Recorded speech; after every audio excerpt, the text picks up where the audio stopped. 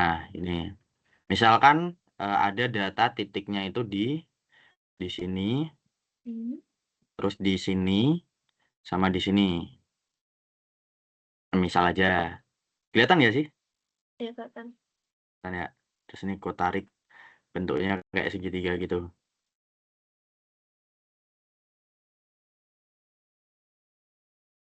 Kenapa Set. mereka pakai rumus Pythagoras?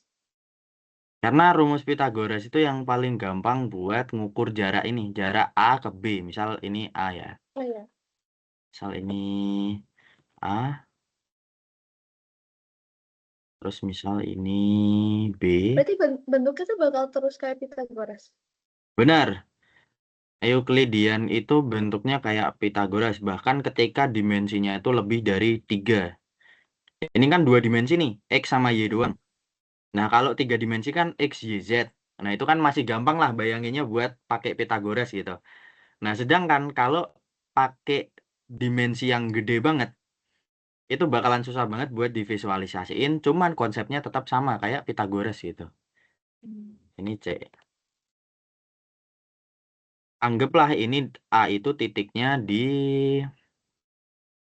ini anggaplah di 4 gitu. 4. Ini di 4 juga bawahnya X-nya. Yang ini anggaplah di 8. Terus ini anggaplah di 7 titik C-nya.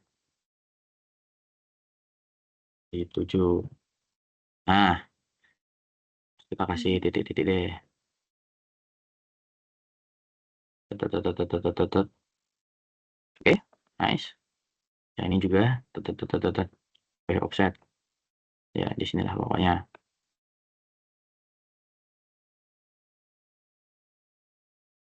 Sebenarnya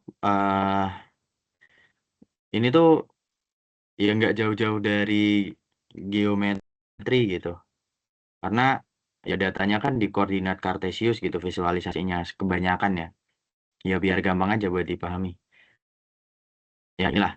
Berarti kan titik titik A ada di 4,4, ini 8,4, ini 8,7, ini ya, ini kan. Euclidean distance itu sebenarnya itu buat ngitung yang ini. Buat ngitung yang AC-nya ini. Nah, buat ngitung yang ini.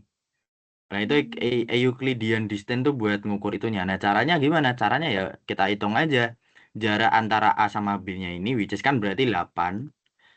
8 dikurangi sama 4 kan. Ini kan mentoknya di sini. Panjangnya kan berarti sama dengan 4. 4. Nah, yang satu lagi sekarang kita tinggal hitung tingginya gitu. Tingginya itu kan berarti 7 dikurangi 4 kan. Iya. Jadi hasilnya 3 gitu. Nah, Euclidean distance-nya itu berarti berapa? Rumus Euclidean distance, kita sebut aja ED lah ya. Euclidean distance itu sama dengan, ya sama banget kayak rumus Pythagoras, which is akar. Mana ya nggak ada akar ya? Duh, nggak ada akar lagi di keyboard. Ya anggaplah akar lah ya. Akar dari 4 kuadrat. Dikurang 3 Ah, kuadrat. benar. Bukan dikurang, ditambah. Oh iya, ditambah kan lebih panjang ya. Iya, Benar, ditambah. 3 kuadrat. Harusnya sih benar ya. Coba rumus Euclidean distance.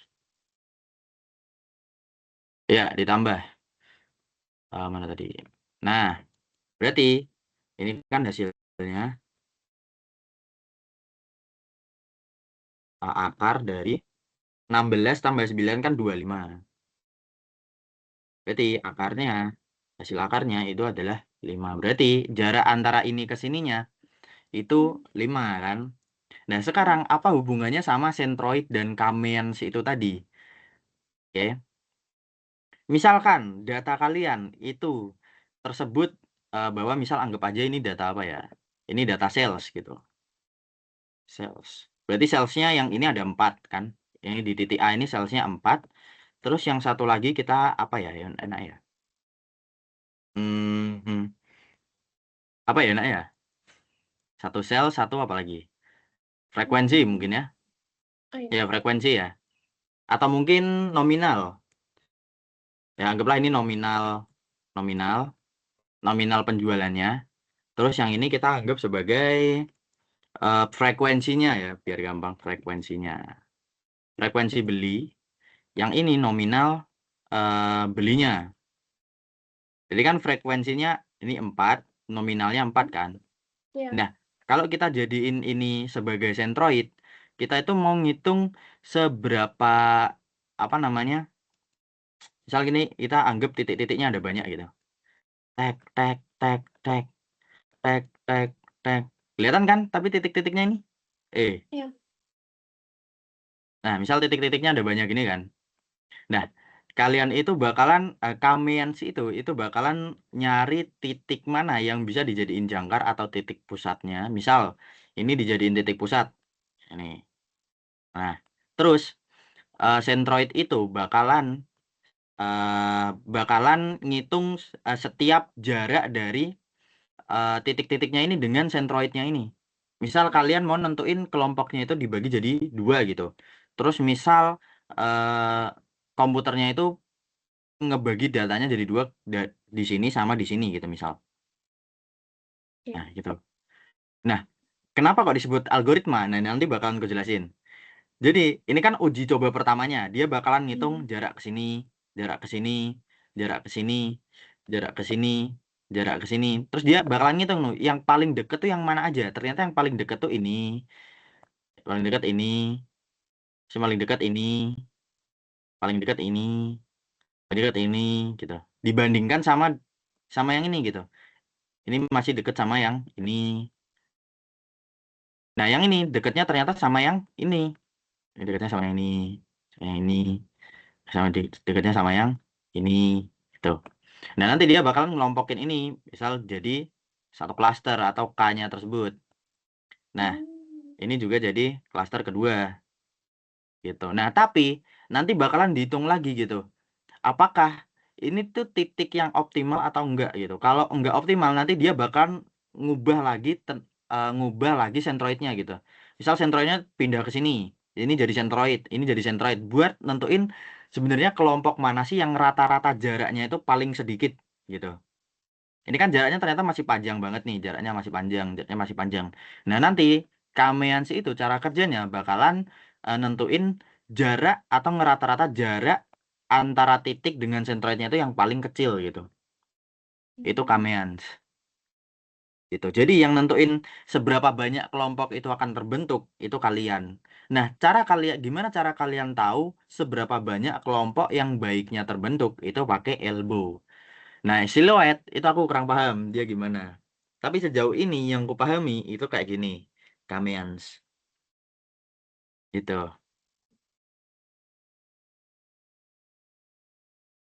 Jadi sebenarnya masih agak-agak kompleks ini. Gimana? Tanyain dulu nggak apa-apa. Lu mau nanya dulu? Mau gantian nggak nih, Aidan? Awas. Boleh, boleh. Tapi emang kelompok ada yang menurutku yang paling teknis gitu, paling susah. Kelompok A materinya. Tapi mungkin lebih ke urutan ngerjainnya ya. Jadi kan tadi kan kita udah belajar Pythagorasnya, Mm-mm. Euclidean distance. Mm-mm. Nah, tapi ternyata sebelum Euclidean distance itu kan kita harus tahu ini kan kayak sentroid secara acaknya gitu, yang titik-titik Mm-mm. tadi secara acaknya kan. Mm-mm. Nah, Betul, betul. kita sebelum itu juga harus nentuin nilai Kak, tapi tadi Sakti bilang Kaknya itu bisa kayak fix-nya tuh ada di mana tuh setelah 3 tahap tadi tuh. Kayak Mm-mm. Oke, oke. Mungkin yang lanjut, lanjut. maksudnya tuh yang kayak nah kita tuh sebenarnya ada ini nggak kayak visualisasi iterasi Cummings. Iterasinya. Iya, Sebenarnya kalau iterasinya itu nggak ada, nggak ada. nggak ada. Berarti sebenarnya buat kamu tuh itu perlu ada nggak? Mungkin kalau biar lebih gampang dijelasin ada, cuman mungkin untuk ngebandingin antara impact sama effortnya itu bakalan lebih gede effortnya deh kayaknya ya. Oke. Cuman stepnya itu ya, mungkin ku jelasin stepnya sebentar. Jadi Kamens itu butuh K-nya. Aduh, ini jelek banget. Oke. Wait. Nah, Kamens kita butuh dapat K. nentuin K-nya tuh gimana? Nah, Kamens butuh K kan. K dapat dari elbow. Gitu. Berarti Jadi sebenarnya yang elbow, kita kerjain elbow dulu. benar, yang kita kerjain elbow dulu. Kita nentuin dulu K-nya itu kelompoknya itu sebaiknya ada berapa gitu. Centroidnya sebaiknya ada berapa gitu. Elbow itu pakai konsep yang namanya law of diminishing return. Apa itu law of diminishing return?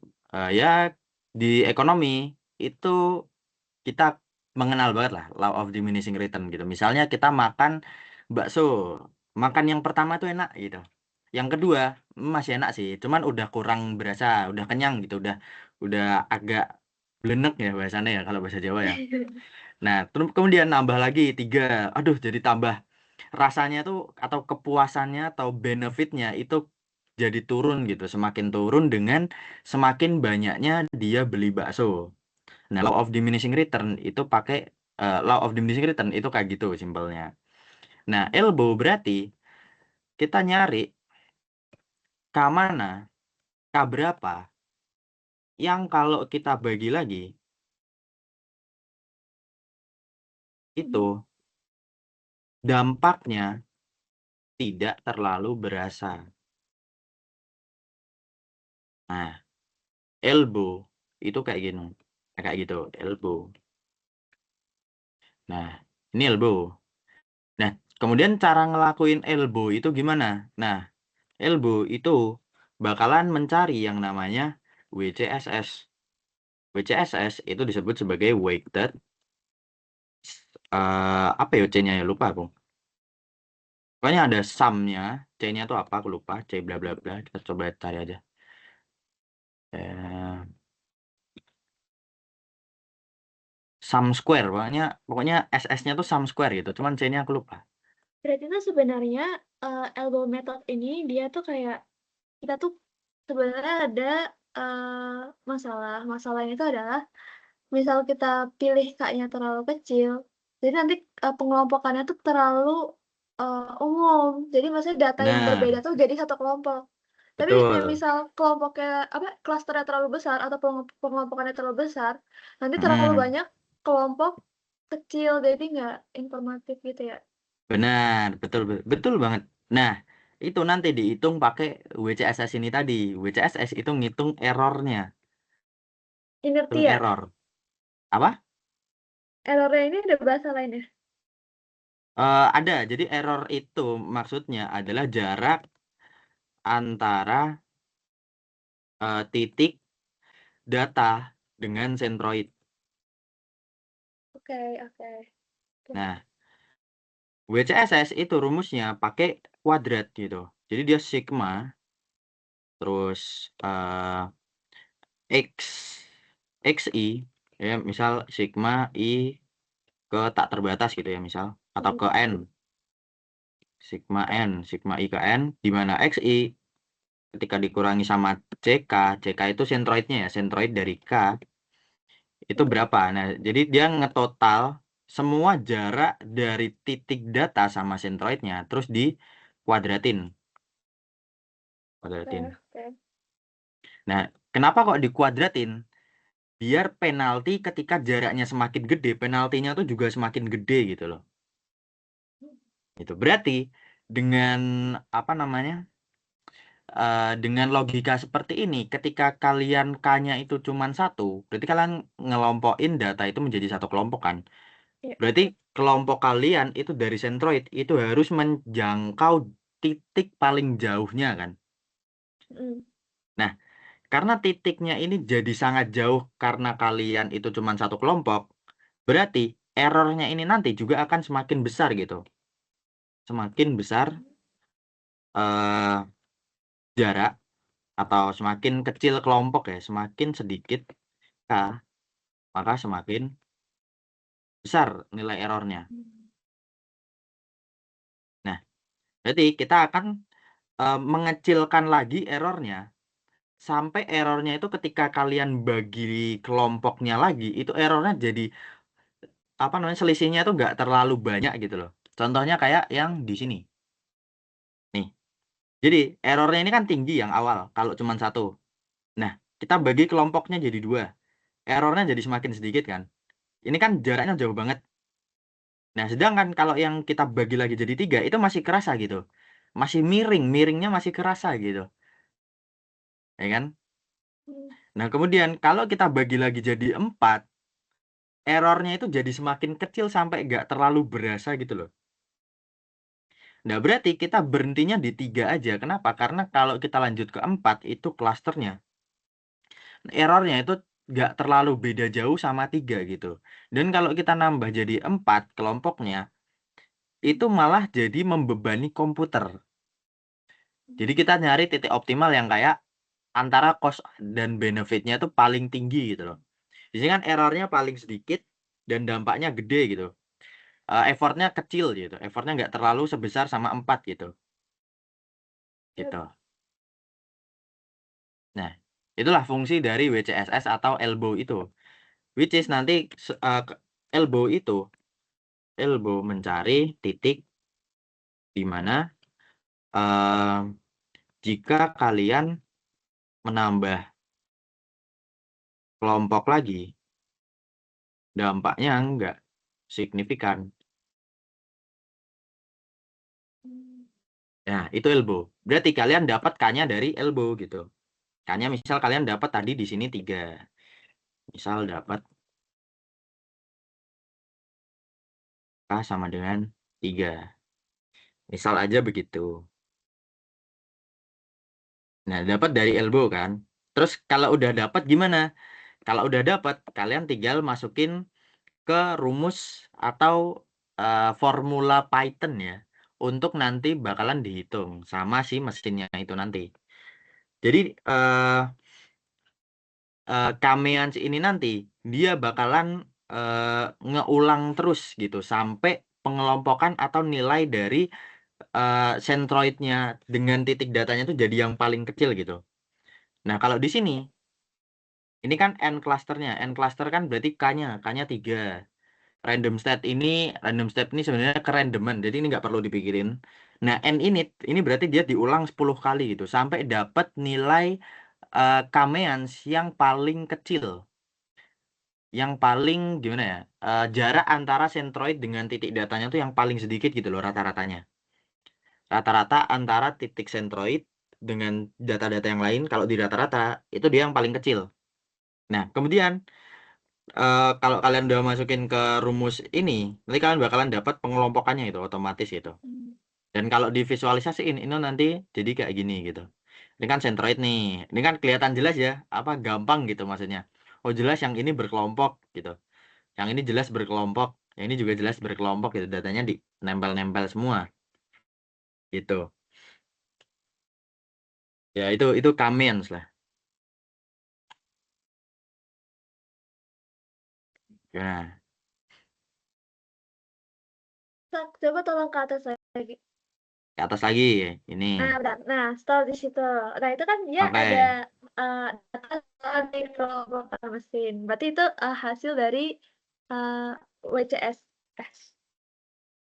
Ya, iya Bukan, bukan bukan. bukan WCSS, tapi dari Kamiansnya, Dari kami. dari Kamiansnya. Iya, dari Yang Kamiansnya. proses WCSS itu di mana? Di atas berarti. Yang proses Ya, di WCSS itu. elbow. Ini kan Oh, di elbow ya. ya ini ada WCSS-nya Nah, gitu. kan dari situ ada WCSS-nya. Terus yang kita lakuin setelah udah ada WCSS itu, kita bisa nggak kayak minta tolong mereka buat kayak nentuin mana sih yang paling optimal? Ini kan udah kelihatan dari grafiknya yang paling optimal tuh ternyata yang paling 3 gitu. Kenapa yang paling Tiga. tiga? Kenapa 3 yang paling optimal? Hah? Karena ketika kita bagi lagi jadi 4, itu dampaknya nggak sesignifikan itu gitu loh. Ya itu kayak Oke. makan bakso tadi itu, diminishing return. Menurut gitu ya berarti ya. Nah, tapi Ya, di Google Colab-nya nggak bilang kayak K3 gitu, nggak bilang. Cuma nunjukin aja. Iya, dia cuma nunjukin aja. Di sini kan, tapi emang udah kelihatan gitu. Di sini 3 Oh, oke. gitu. Nah, habis itu berarti selanjutnya kita naruh WCS ini buat kami tadi kan? Bukan, yang dipakai Satu bukan makan. WCSS. Iya kan? WCSS itu cuman untuk dapetin K-nya aja. Untuk nentuin jumlah Berarti yang sentroidnya dipakai aja. K-nya. Ya, yang dipakai K-nya. Nah, terus cara Oke. cara ngitung jarak antara sentroidnya pakai apa? Pakai Euclidean distance itu tadi. Pakai yang ya Pythagoras itu tadi. Jadi nanti Oke, oke. Kameans ini, algoritma Kameans ini dia bakalan ngelompokin atau ngerata-rata jarak Euclidean antara titik data dengan titik sentroidnya itu yang paling kecil gitu rata-ratanya. Kenapa yang paling kecil? Artinya dia yang paling berkelompok gitu. Karena dia numpuk di sini. Nah, dia satu kelompok gitu. Jaraknya ya nggak jauh-jauh banget. Dia ambil yang jaraknya paling dekat gitu antar. Ini kan sentroid bintang nih.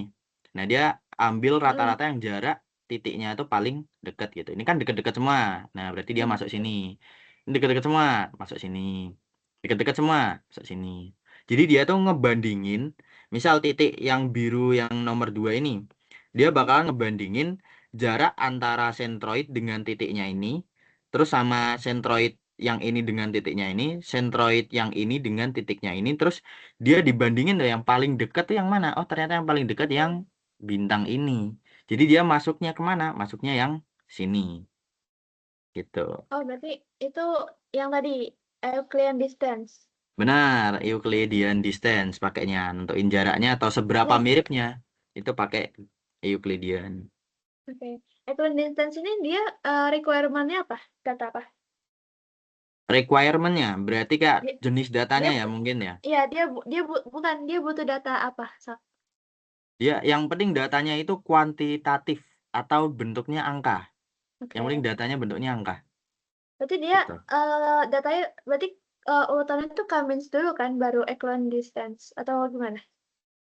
Jadi Euclidean distance itu adalah alat atau komponen yang ada di Cummins gitu. Kamu nggak bisa Oke. menjalankan Cummins tanpa Euclidean distance. Jadi Euclidean distance itu letaknya di dalam Cummins. Jadi udah Oke. include jadi satu kesatuan. Include. Berarti Mm-mm. misal tadi kita dapat K, kita langsung kan berarti kan pertama CSS dulu terus dapat K, terus Cummins, Mm-mm. terus Cummins ini tuh dia ngitung pakai equivalence distance. Benar. Nah, sebelum itu ada ini nggak ada tahap yang aku missing nggak? Kan WCSS dapat K, Mm-mm. Cummins, equivalence distance. Berarti Mm-mm. sebelum WCSS nih elbow. Ya, WCSS itu elbow. Nah, sebelum elbow itu apa ya tadi ya? Belum elbow dia Lupa. masukin data sama masukin library. Oh, Elbow berarti itu sebelum paling pertama elbow, lah. oke, elbow paling pertama. Berarti sebelum elbow tuh kita harus cleaning data.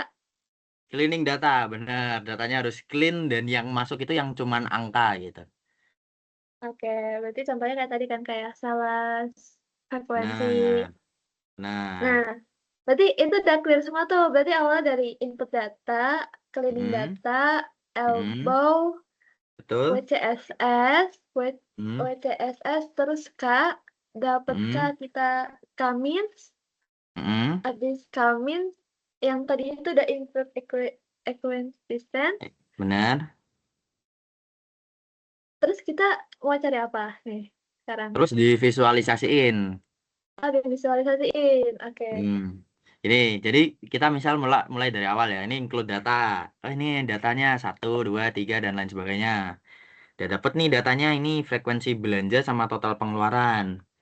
Nah, terus kita cari apa namanya eh, titik optimal antara K-nya ini. Jadi misal ini kan K dalam jangka atau dalam rentang 1 sampai 9 itu kita ngitung. Jadi misal kalau K-nya 1 dia dapat WCSS berapa, kalau K-nya 2 dapat berapa, 3 dapat berapa, 4 dapat berapa, 5 dapat berapa, 6 dapat berapa, atau 7 dapat berapa, 8 dapat berapa, dan seterusnya gitu.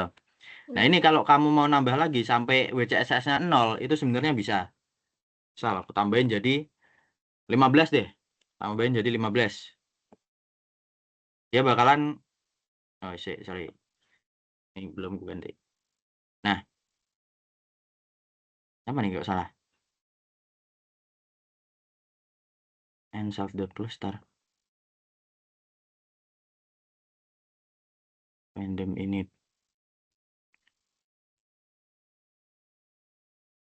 Wait, kok salah? Coba balik lagi. 9.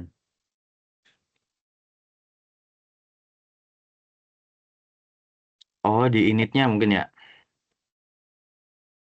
Oh Ya, iya, ding. gue Ya, kayak intinya begitulah. Intinya begitu. Ya, kurang penting. Cuman intinya dia bakalan nyoba berulang kali untuk dapetin WCSS gitu, untuk ngitung WCSS-nya. Supaya misal kita dapat nih ternyata oh kita mau di WCSS-nya di 3 gitu. Jadi kita masukin berarti n clusternya itu 3 gitu. Misalkan mau 4, kamu mau naruh di sini ya nggak apa-apa juga. Cuman nanti akan membebani komputer kamu sama terlalu banyak membagi gitu. Terlalu niche. Berarti nanti oke. solusi yang kamu tawarkan itu bakalan semakin banyak gitu karena kelompok pelanggannya itu semakin banyak. Contohnya gitu. Oke. Oke. Nah, kita 3. Terus nanti kalau ini di play, mesinnya ini dia bakalan ngulang 10 kali sampai dapat rata-rata dari Euclidean distance yang paling kecil. Terus nanti dikelompokin gitu. Nah, ini kan dari sini udah kelihatan gitu. Nih, Iya. klasternya 1, 0, 2. Terus nanti tinggal divisualisasiin Oke. gitu. Nah, kenapa harus 10 kali ngulangnya? Kenapa nggak 20 kali? Ya boleh aja, nggak apa-apa. Semakin bagus. Nah, kita mulai 20 kali. Oke. Laksanakan, Bos. Nah, boleh. Aman Sama aja. aja. Iya, boleh. Mau 30 juga nggak apa-apa. Ini jadi yang penting itu pas divisualisasiin udah kelihatan lah. Kalau kurang cocok nanti boleh di-run lagi gitu. Sampai 30 sampai 40 nggak apa-apa. Berarti itu tadi sampai Cummins. Benar. Nah, habis Cummins kita ngapain? Nah, silhouette score setelah itu harusnya. Cuman aku kurang paham silhouette score itu apa.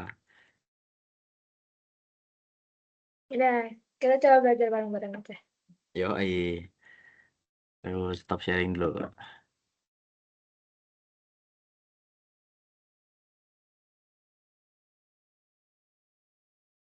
Jadi kita ngapain sekarang ini?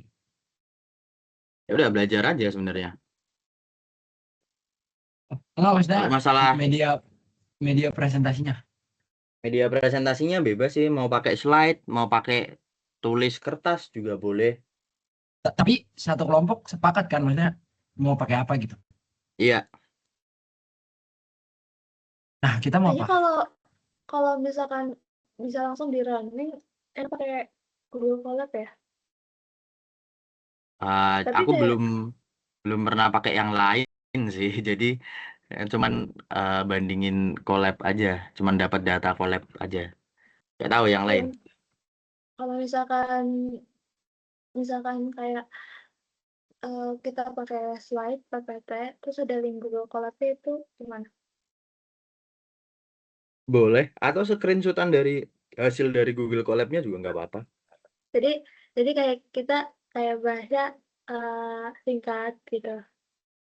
Mm-mm. Gimana? Bentar, ini presentasinya tuh kita offline atau online? Kalau misalkan online, yaudah kita awalnya kayak ya paling nanti PPT kayak buat pembukaan aja kayak eh misal pengertian kayak awal-awal tuh kayak Cummins itu apa, clustering itu apa, unsupervised learning itu apa, kayak maksudnya kosakata awal itu apa.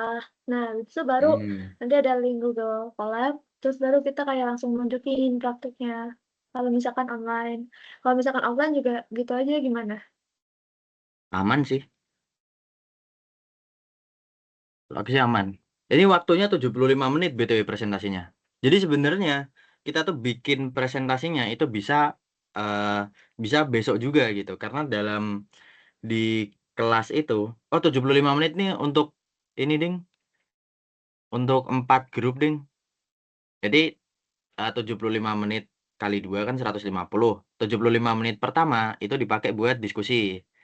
sama nyusun presentasi. Sebenarnya nyusunnya itu di kelas, tapi bisa dicicil.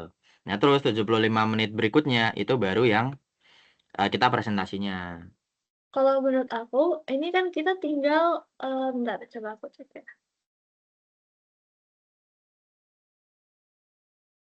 Hmm.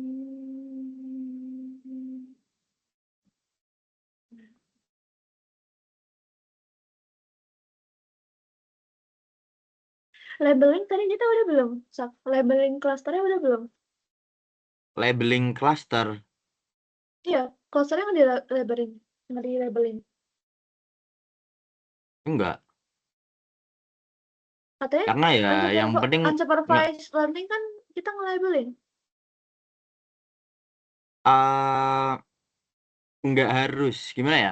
Yang penting di Kamins itu kan fokusnya kita sekarang ngebagi apa namanya ngebagi datanya dulu, ngekelompokin datanya dulu. Masalah ngelabelin itu ya sebenarnya gampang sih, bisa langsung dilabelin aja ini kira-kira label tentang apa. Nah, cuman ngelabelin itu atau ngasilin insight yang tepat atau penamaan yang tepat tentang setiap kelompok itu materinya dari expert B kalau nggak salah, profiling. Oh berarti sebenarnya kita tuh ini ya, sebenarnya satu visi ya sama B ya? Benar. Jadi Berarti A, B, C, sebenarnya D. Hah? berarti sebenarnya mereka nungguin kita dong? Iya, home group kita itu kan isinya dari semua expert dari A, B, C, D. Nah, itu nanti bakalan kayak ibaratnya menggabungkan kekuatan yang sudah dipelajari supaya bisa menyelesaikan tugas yang Kegel itu. Karena ini benar nyambung semua. Kamu nggak bisa nyelesain tugas Kegel itu tanpa profiling. Nggak bisa nyelesain tugas Kegel itu tanpa adanya data visualization. Atau berikutnya data privacy sama data bias gitu. Berarti, maksudku berarti yang kita kan expert group nih. Nah, kita kan Mm-mm. expert group A. Nah, berarti sebenarnya expert group B yang ada di homebase kita tuh juga nungguin kita buat penjelasan expert group B. Tergantung sih. Kalau mereka udah dapat hasil dari ininya sendiri, mereka bikin data sendiri gitu misalnya. Nah, Ya udah, mereka nggak usah nungguin kita. tapi untuk maksudnya kayak pun dapat datanya itu juga kayak mereka harus ngelewatin tahap Kamins juga kan? Benar, Nah, benar. berarti sebenarnya secara nggak langsung sebenarnya nungguin kita kan? Benar, kayaknya itu juga ya kenapa kita ditaruh yang paling pertama ya sebagai expert A.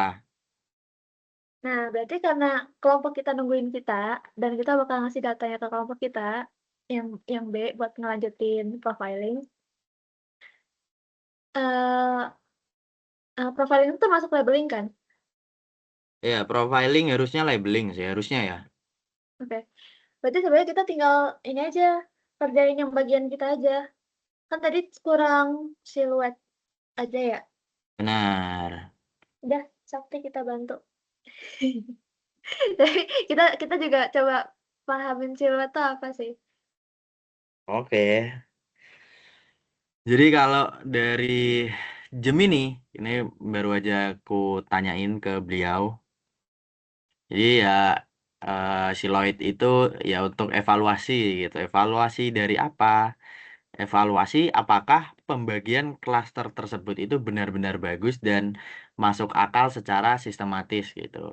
Nah, untuk menilai sebuah klaster itu bagus atau enggak, silhouette score itu berpegang pada dua prinsip dasar pembentukan kelompok. Yaitu yang pertama itu adalah kedekatan internal atau disebut sebagai cohesion. Di Mhm. mana anggota dalam satu kelompok itu harus saling berdekatan dan dalam tanda kutip akrab satu sama lain gitu. Kemudian yang kedua, itu pemisahan eksternal atau separation, di mana kelompok tersebut harus menjaga jarak yang jauh dan tegas dari kelompok tetangganya gitu. Berarti antar sesama anggota itu harus berdekatan dan akrab, dan antar kelompok itu harus menjaga jarak yang jauh dan tegas gitu. Artinya nggak ada anggota kelompok A yang bisa bergabung sama anggota kelompok B. Aku nangkepnya gitu. Iya. Jadi, Oke, nah, hmm, kamu lanjutin? kamu dulu aja nggak apa-apa. Ya, jadi aku juga habis searching. Jadi kalau misalkan siluet itu kita sebenarnya kan harus ngerata-ratain semua SI-nya. Nah, SI ini kalau di sini nggak ada penjelasannya sih SI itu apa. Tapi Hmm? filosofinya benar kayak yang tadi cohesion sama separation. Jadi kayak data-data yang ada di dalam satu kelompok itu mereka harus rapat. Sama yang kedua itu data ini jauh dari kelompok lain. Terus kayak interpretasinya, kalau misalkan semakin padat dan semakin terpisah sama kelompok lain, jadi semakin padat secara internal dan semakin terpisah dengan kelompok lain itu dia semakin baik. Tapi kalau misalkan kayak dia um, semakin apa ya nggak terlalu padat, terus dia kayak dekat sama kelompok lain itu dia kayak semakin buruk gitu. Oke. Oke, mungkin aku bakalan lanjut bacain tentang rumus siluet, rumus siluetnya ya. Jadi rumus siluet itu terdiri dari antara variabel A sama variabel B. Variabel A itu jarak internal, artinya jarak rata-rata Euklidian dari pelanggan tersebut ke semua teman di klaster yang sama. Kan, ini contohnya agak ngawur. Rata-rata jarak Euklidian dari eh, apa ya ini bahasanya ya? Dia ambil contohnya pelanggan tersebut ke semua teman di klaster yang sama. Oh, ini ada contohnya. Sorry, sorry, sorry. Untuk menghitung nilainya, auditor atau mesin akan melihat setiap satu titik data pelanggan lalu menghitung dua jarak gitu. Jaraknya itu ada variabel A sama variabel E, jarak internal sama jarak eksternal. Jarak internal itu rata-rata jarak Euklidian dari pelanggan tersebut ke semua teman di klaster yang sama. Berarti ya satu kelompok lah ya. Ya satu kelompok di satu K yang sama itu nilainya harus sekecil mungkin gitu. Artinya klasternya itu padat karena jaraknya kecil, rata-rata jaraknya kecil.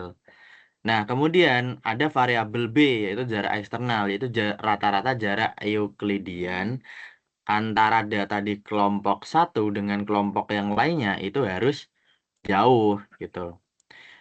Di dan jauhnya itu maksudnya dibandingin antara kelompok satu dengan kelompok lainnya yang paling dekat dengan kelompok satu tersebut. Jadi kita ingin nilai B ini sebesar mungkin, yang artinya jarak antar klasternya itu berjauhan gitu. Jadi semakin besar nilai B, semakin besar jaraknya, semakin jauh jaraknya ya semakin jauh juga jarak klasternya yang mana itu bagus gitu. Gitu. Nah, nanti ini bakalan dihitung dengan cara variabel B ini bakalan dikurangi sama variabel A, kemudian dibagi sama nilai terbesar antara nilai A dan nilai B gitu. Jadi dia dibentuk kayak rasio gitu, rasio. Jadi perbandingan antara jarak terjauh antar kelompok, bukan, jarak antar kelompok dikurangin jarak antar eh, antar teman satu kelompok, terus nanti dibagi sama nilai terbesar yang ada di A dan ada di B gitu. Gitu. Dan nanti hasilnya itu bakalan eh, dalam rentang negatif 1 sampai plus 1, yang mana plus 1 itu sempurna, 0 itu ragu-ragu, tumpang tindih, ya min 1 salah alamat gitu. Hmm. Kalau misalkan coba di prompt di Google Colab Pusat, terus kita kayak lihat visualisasinya kayak gimana nih. Itu mungkin kita bisa Boleh, lebih paham ya. Mungkin kayak boleh, kita bisa boleh. lebih kayak lihat, oh ternyata ini dimasuk sakti. Butuh bantuan, Sok? Aman, aman. Ini lagi ku ketik. Soalnya katanya ada kelas, Tal.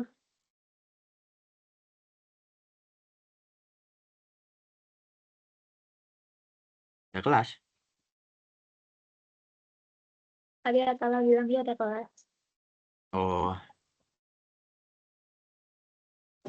Aku sorry ya telat join. Tadi sebenarnya bukan kelas sih. Aku habis meeting aja sama Sinarmas. Sorry ya. aman Mas Tatala. Oke, sudah jadi kodenya. Jadi sebenarnya gini Tal. Jadi sebenarnya kayak kelompok expert ada 8 orang nih kayaknya. Nah, walaupun di sini yang join cuma berempat, tapi kita udah kayak bagi udah kayak briefing di grup expert A kayak nanti sisanya yang malam aja. Jadi ini kayak kita targetin ya jam 3 udah selesai sih. Kalau bisa lebih cepat. Nah, jadi yang malam ini nanti tugasnya adalah bikin PPT, assessment, bikin penjelasan, pokoknya mereka yang kayak bikin PPT lah. Nah, kan nanti di sini kan ada recordingnya tuh, nanti kita share aja recordingnya. Kalau misalkan ada notulensinya juga, ya udah kita share aja. Cuman di sini tuh kayak kita fokusnya nyelesain dulu gitu yang di Google Colab. Kayak misal siluet gitu, kita pahami juga. Jadi nanti misal yang malam kayak nanya atau apa, walaupun nggak ada notulensinya kita bisa jelasin. Tapi kalau menurut kalian kayak gimana? Apakah kayak em, timpang tindih atau gue jujur menurut aku sih tapi udah berjasa banyak ya Sakya. Aman. Santai saja. Nah menurut Aida, Sakti atau gimana buat yang nanti malam? Hmm,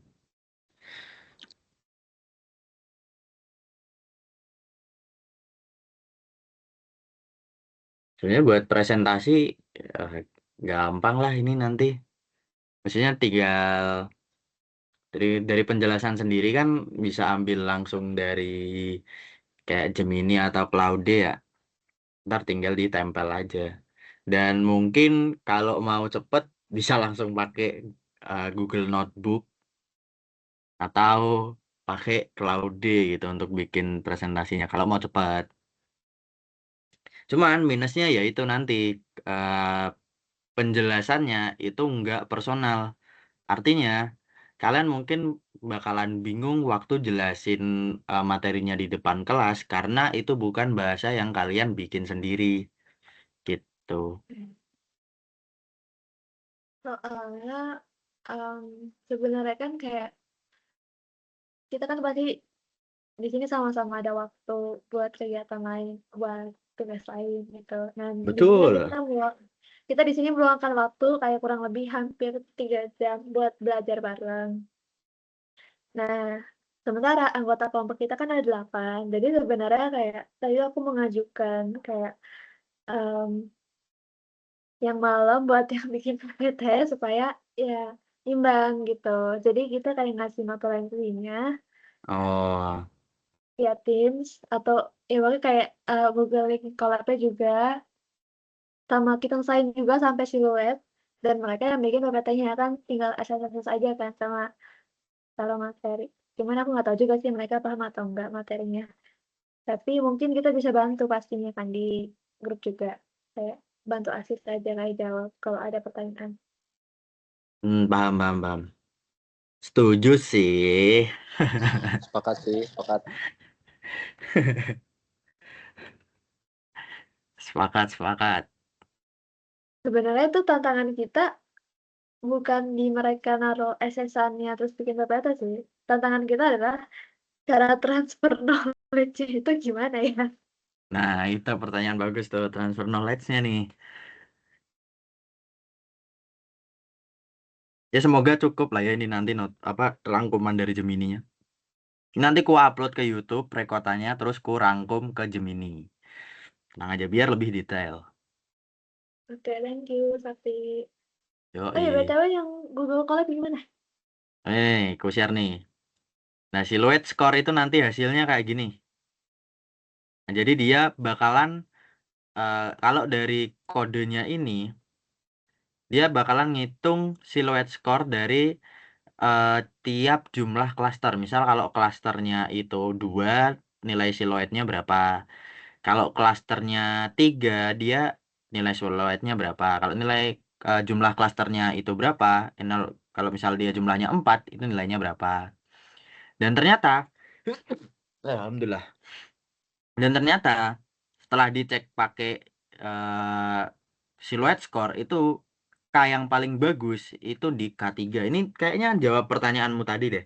Kayak ini nentuin K-nya yang bagus masa cuman dari lihat doang. Oh, ternyata bisa dari lihat siluet score juga gitu. Hmm. Ternyata K-nya paling bagus itu kalau K-nya ada di 3 karena siluet score-nya itu paling tinggi di ketika K-nya itu mencentuh 3 gitu. Nilai siluet score. Silahkan Mas Aidan. Alright, gue mau nanya aja sih. Itu dari tadi kayaknya K paling unggul 3 kan ya? Itu Mm-mm. kalau beda data bakal 3 juga atau enggak ya? Atau maksudnya kan Kamis kan dia prosesnya ngulang terus gitu. Benar. Apa dengan ngulang itu sebenarnya nanti udah secara otomatis ketemu gitu? Nah, aku juga bingung di situ. Terima kasih Aidan sudah mewakili. Oke, berarti pertanyaannya kalau datanya berubah, itu K-nya juga berubah apa enggak? Itu pertanyaan pertama kan? Iya, Oke, kalau datanya berubah, pasti K-nya juga ikut berubah karena perhitungan rumusnya itu nanti juga berubah.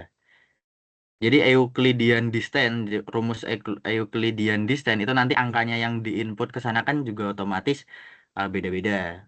Jadi K-nya iya. itu nanti juga akan kok K-nya, sorry. Ya, K-nya nanti juga akan ikut beda gitu di perhitungan WCSS, sorry, WCSS-nya ini. Nah, kemudian kita coba aja. Kalau misal kita ulang sedikit gitu, kita ulang selama 2 kali gitu misal. Apakah hasilnya tetap seperti ini atau enggak gitu? Ternyata hasilnya sama aja gitu. Hmm, Ternyata hasilnya sama aja. Cuman kalau datanya gede, jadi K-means itu prosesnya dia bakalan ngulangin terus sampai ketemu rata-rata jarak antar tiap datanya itu yang paling kecil kan. iya. Nah, Centroidnya udah nggak pindah-pindah lagi kan? sentroidnya udah nggak pindah-pindah lagi, sampai sentroidnya nggak bisa pindah lagi gitu. Jadi dia itu bakalan ngelakuin, eh, dia bakalan nyebar sentroidnya, dia bakalan milih titik sentroidnya dulu gitu. Misal dia pilih di titik A yang pertama, pengulangan pertama. Oh, ternyata pas pengulangan B, sentroidnya lebih baik ditaruh di B gitu. Karena rata-ratanya lebih kecil. Tapi pas diulang lagi ketiga, oh ternyata yang ketiga ini sentroidnya jaraknya semakin menjauh, berarti lebih baik yang B aja gitu. Berarti kan berhenti di B gitu loh. Karena kalau dia geser lagi, dia nilainya malah malah semakin gak akurat gitu. Jadi dia bakalan nemuin jarak rata-rata Euclidean distance-nya itu yang paling deket gitu. Jadi bakalan ngulang terus sampai ketemu yang paling deket. Dan kalau udah ketemu yang paling deket, itu gimana caranya dia berhenti? Itu ketika kalau diulang lagi, ternyata jarak rata-ratanya itu malah semakin menjauh gitu. Gitu. Itu sepemahamanku ya sampai saat ini tuh kayak gitu.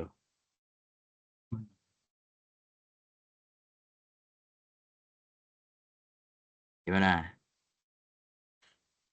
Oh, oke, oke.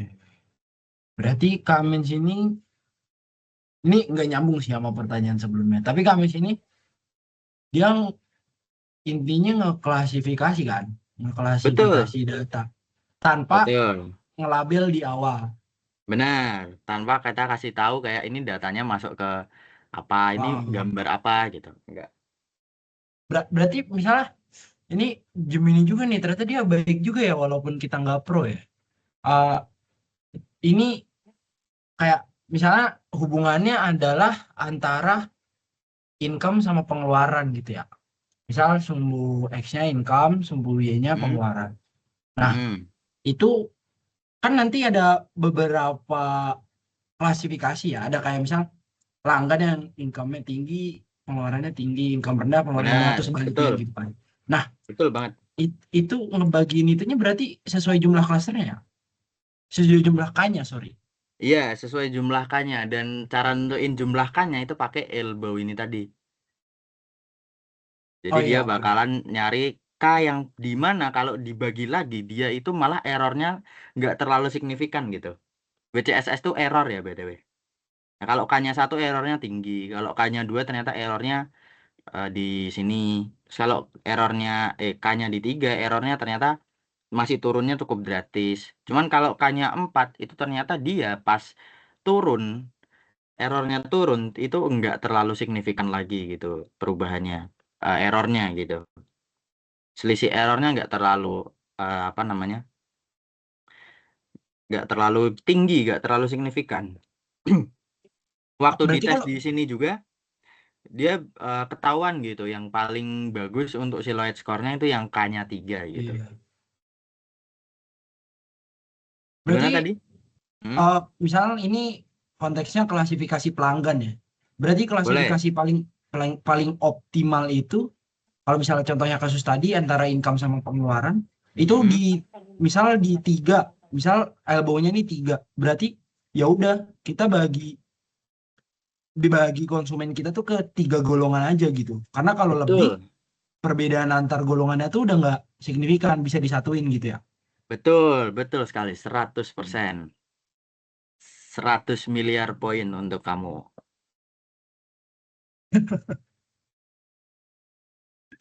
Oke, oke, oke, oke. Nah, Gitu. kenapa kita nggak pakai silhouette score setelah elbow? Kenapa harus kami coba? Oke, pertanyaan bagus. Jadi ini ada hubungannya dengan cara ngitung silhouette score. Silhouette score ini kalau kalau di program itu sebenarnya ini langsung sekalian gitu, ngitung apa namanya? Ngitung antara K-nya sama silhouette score-nya. Nah, di sini kalau manual itu kita harus di sini kan rumusnya gini. Nah, variabel A sama variabel B. Nah, cara kita ngetahui variabel A sama variabel B itu dengan iya juga ya. Kenapa nggak langsung silhouette score aja? Aku tanyain juga ya. Iya kan? Sok akal Kayak juga. menurut aku elbow penting sih. Cuman kayak setelah elbow kan dia kayak kita tuh harus kayak gini. Elbow tuh ngasih visualisasi ini loh, kayak visualisasi klasternya. Nah, kenapa nggak abis elbow tuh kita silhouette score? Jadi nah abis udah ada visualisasi si silhouette ini tuh ngasih tahu si Kak ini tuh yang paling berdampak gitu. Baru kami Bener bener bener. Elbow itu malah kayak visualisasi efeknya doang ya. ya kan? Enggak, kalau aku nangkapnya kayak elbow nggak apa-apa, tapi habis elbow Kak dulu, apa, si siluet dulu, baru si Kamis. Hmm. Oke oke oke oke. Correct me if I soto ya. Enggak lah, bagus lah. Insight bagus itu. Sebenarnya kita bisa dataset yang kecil. Tapi kamu boleh langsung membuang elbow dan moodnya ya. Nah, oke. Memang ini elbow tidak pernah dengarkan. Ada satu alasan utama fatal waktu komputasi kerja mesin. 1 juta skor.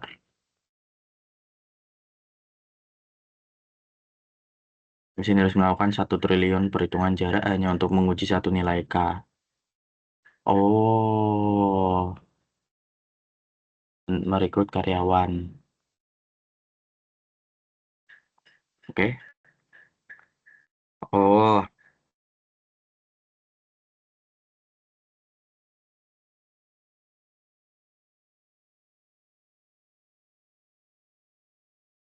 oh, paham, paham, paham, paham, paham.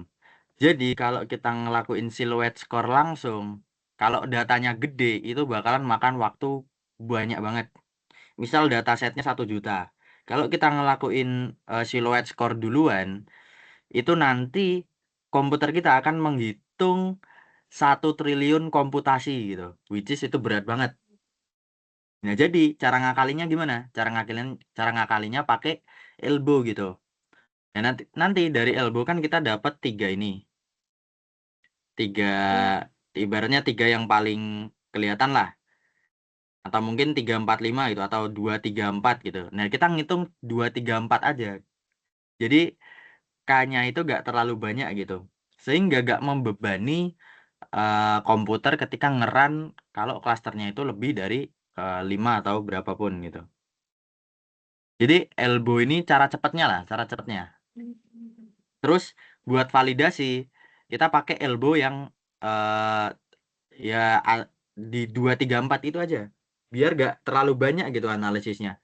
Misal kita kalau siluet skor langsung itu kita malah ngitung siluet dari K1, siluet dari K2, siluet dari K3 dan seterusnya sampai 8 itu nanti bakalan memberatkan komputer gitu. Jadi elbow itu untuk memotong jumlah K tersebut gitu. Supaya yang dihitung ya udah 3 itu aja dan komputer kita bisa terselamatkan gitu. Lebih happy dia, happy ending gitu. Berarti di sini K-nya itu bisa langsung kalian setting harusnya. Skor K3, 3F. Nah, ini harusnya bisa di setting in range. Begitu. Gimana? Penjelasanku agak belibet ya. Jadi siluet siluet skor itu tetap di paling akhir. Oke. Sebenarnya bisa langsung setelah elbow sih. Kalau menurutku ya, harusnya bisa setelah elbow, nggak harus akhir. Coba kita tanya. Aku juga Di mikirnya gitu. Setelah elbow. urutannya. Siluet.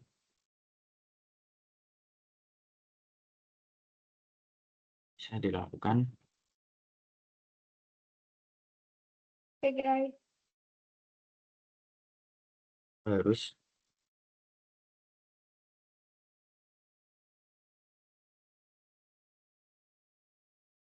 Kalau di sini apaan ya? Evaluasi model menggunakan siluet score. Oke.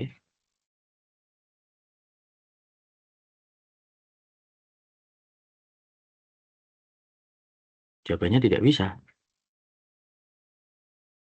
Menurut Rahman teruskan. Kami BCSS siluet. Soal jika kalian akan nilai skor dulu sebelum.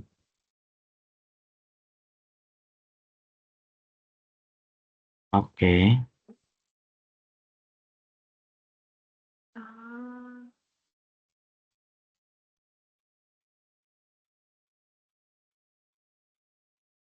Tahap final.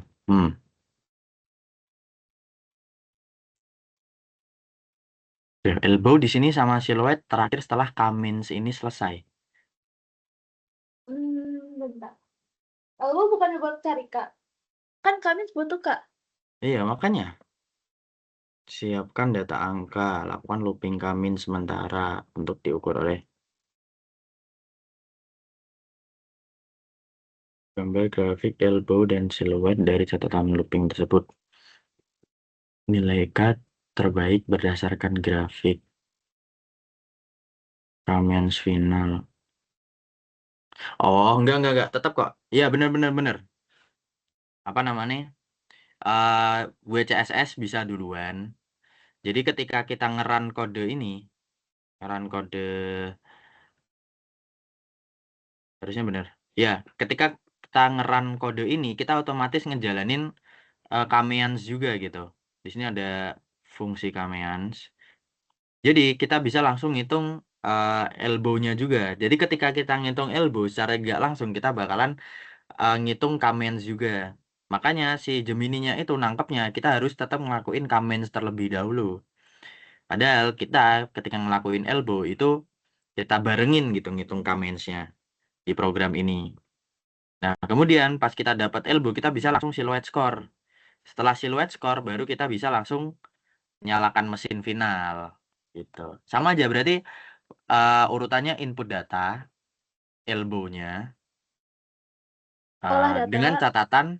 dengan catatan elbow-nya itu ngeran bareng sama Cummins-nya. Ngeran bareng sama Cummins-nya. Terus setelah itu kita bisa langsung siluet score. Setelah siluet score langsung kita bikin Cummins yang finalnya gitu. Terus setelah Cummins final tinggal divisualisasiin aja kayak gini. Kan Berarti nangkapku sih gitu. si Elbow tuh sama ini ya, sama Kamin ya dia runningnya bareng ya. Iya, dia runningnya bareng ternyata. Jadi untuk ngetahui elbow emang harus ngeran beberapa kali Kamins.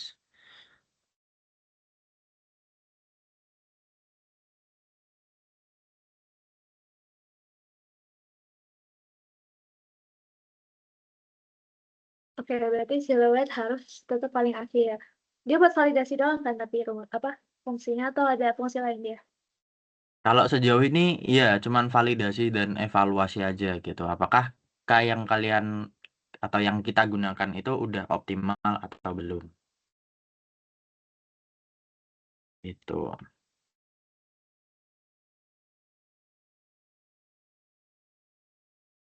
Itu kita ada tahap selanjutnya nggak? Ini udah paling akhir, siluet. Dari penjelasan instruksi PPT-nya sih udah ya, cuman sampai siluet skor doang. Udah selesai. Di Kamins, Euclidean, jumlah klaster optimal, sampai evaluasi model. Nih, aku Jadi ada itu ide. nanti di akhir lah setelah penjelasan tiap konsepnya. Oke, aku ada ide. Jadi kan kita udah selesai. Ya, walaupun Hmm. Sakti doang sih yang bikin. Enggak, ini Walaupun yang Sakti Gemini doang. kok yang bikin, tenang aja. Aku cuma ngetik doang. Kita udah selesai. Nah, gimana kalau hmm, kalau kalau kalau misalkan autolensi itu sebenarnya tergantung pribadi masing-masing sih. Kayak mereka bakal konsisten nontonin 2 jam kita meeting atau enggak. Itu pasti tergantung pribadi masing-masing. Cuman nggak apa-apa kalau misalkan niatnya baik. Nah, tapi aku ada ide gimana kalau kita kayak ngasih cara cepatnya. Jadi cara cepat buat bikin materi PPT adalah link Google Cloud itu kayak kita kasih tahu kayak mereka SS-in aja terus jadiin PDF.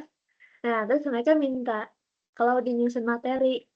Terus ya udah mereka bikin PPT. Tadi aku udah kontak lain kok. Dia kan jago desain. Terus dia juga kayak Hmm, pengen bantu bikin PPT gitu. Bisa sih. Jadi sebenarnya em, kayak ya nggak apa-apa sih. Apa recording meetingnya kan bisa dilihat orang kan. Emang nggak bisa ya kalau misalkan di Teams setahuku kayak tanpa harus diupload ke YouTube bisa gitu loh. Apa? Setahuku recording meeting itu meeting Teams kok tanpa harus diupload ke YouTube bisa di play ulang. Iya, bisa di play ulang. Cuman ngerangkumnya. Yang ngerangkumnya itu harus diupload ke YouTube gitu. Buat ini ya, Deskribador. Buat apa? Buat transkrip dari audio ke teks. Benar, buat transkrip. Nanti sama Gemini dirapiin kok. Apa namanya? Rangkumannya. Oh, kok iya sih aku lupa ada Gemini ya. Jadi kalau Heeh. misalkan pakai Gemini nggak apa-apa sih diupload. Cuman nanti aku bantu ini deh SS-in Google Colab-nya terus kayak aku jadiin PDF terus aku kirim ke grup. Jadi misal mereka mau bikin PPT lewat PDF ya udah. Tapi kalau misalkan mereka mau nambahin dari referensi kamu juga nggak apa-apa. Alright. Nanti ku share ya, ini apa namanya? Link collab-nya. Atau Aiden mau bikin PDF dan Apanya nih? PDF screenshotan Google Colab.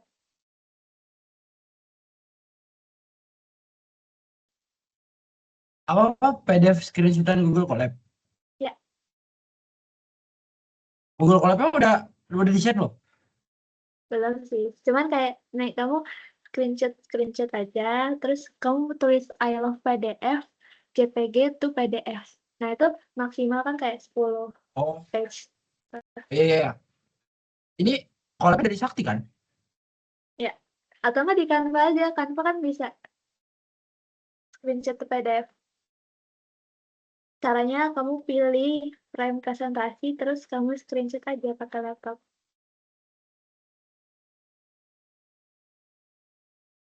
Mau bantuin nggak? Sumpah putus-putus. Sorry.